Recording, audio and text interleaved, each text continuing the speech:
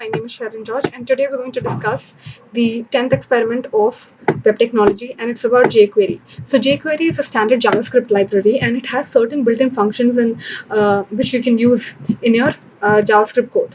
It's very similar when you make a .js file and you link it to your HTML file.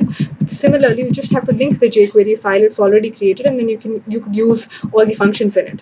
So basically, you can see this is an HTML file that I have, and inside the script tag, I've given the source as this link that you can see.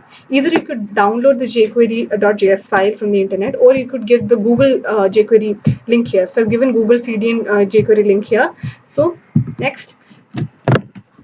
So you can see here I've written $document.ready function. So this function will be executed as soon as the page loads. Then hash b1. So let's just move down and see hash b1 is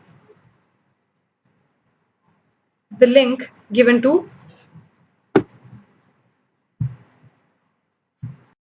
So if you go down to the HTML code, you can see here we have a button here with ID B1, and it says click here to hide. So this is the button. As soon as you click this button, the paragraph should hide. So the ID, the class given to the paragraph is .para1. So you write $.para1 .hide. Hide is a function which would hide the paragraph. Similarly, if you want to hide the next para, you can see the next button B2, and you've given .para2, and as soon as you click that button, that para will also hide using .hide function. Now, if you want to do just the opposite, if you want to show the paragraph, then we have button B4 here, and you have the function show function on para1, and similarly show function on para2.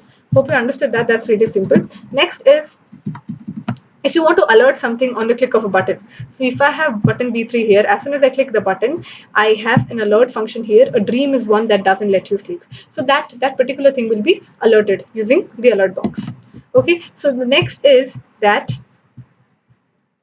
you have a flip ID button here, and then you have another ID panel. So as soon as you click on this, there will be a color change to red, and then you see slide down 3000. So 3000 is the millisecond time with which it should slide down, and then slide up again with 3000 milliseconds. So that's the effect. We'll see all these effects once we just complete explaining the code.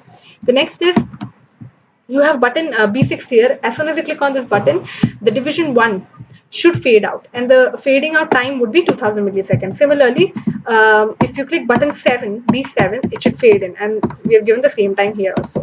Then you can see I have created a box here, and I'm using the animate function here, and you have to give height as 300 pixel, width as 1150 pixel.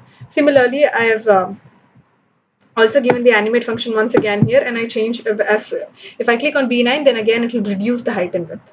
So I hope you understood that. Then you just have simple styling here, CSS styling. So you have styled main as we have given some width and some height and some background color. Similarly, you could just style all the divisions and paragraphs that we have made. And this is the HTML page where we have used para tags to create paras, and then class to give class to particular paras, and then we've created buttons using button tag, and then ID we've given to every button here.